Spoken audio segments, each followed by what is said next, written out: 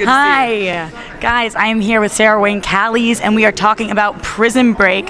But I'm not surprised that you are here because you are doing press for many different shows right now. You've got this, you've got Colony. What a busy girl you've been. How's your Comic-Con going? Are you alive still? I'm still alive. Did press all day for Colony on Thursday, shot all day for Colony on Friday, spent all day yesterday hanging out with my friends from Walking Dead, and now we're back on Prison Break. So. Right, and from Walking Dead too, which was just announced that we just had their whole trailer and everything going on there.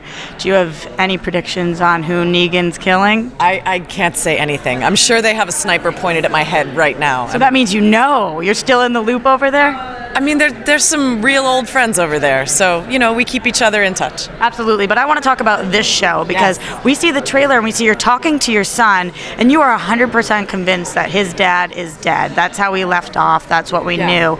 But then we see that you get a picture and you're not believing it. How hard is it for you to accept that he might be alive? Well, I think it's a really complicated question for Sarah, because if Michael's alive, the next question is, where in the hell has he been for the last 7 years, and why isn't he doing everything he can to be with his son?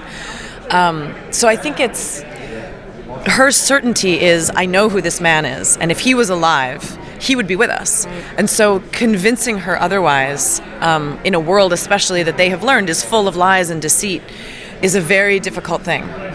So do you think that there would be a lot of anger if she found out that he was actually back, or do you think it would just be full of excitement, or how exactly would she embrace him or not if she did get to reunite?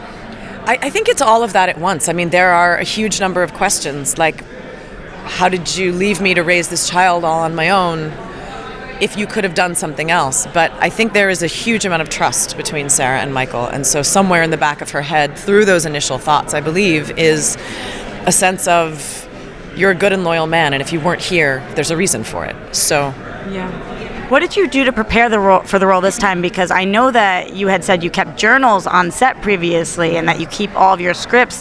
What did the preparation look like? Because it's been a few years since you've played Sarah as Sarah. It's been many years. I rewatched all of seasons 1 and 2, most of 4, just to kind of get a sense of where she's been and what she's done.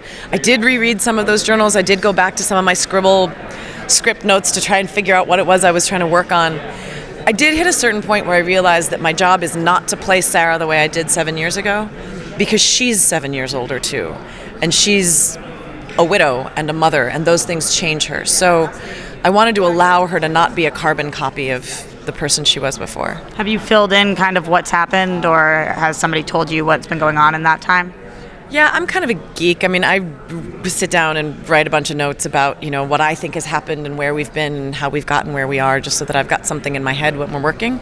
I didn't share this with the writers. As far as I know, it meshes with what they have in mind. Okay, well, I can't wait to watch. I'm very excited for it and can't wait for Prison Break. Yeah, absolutely.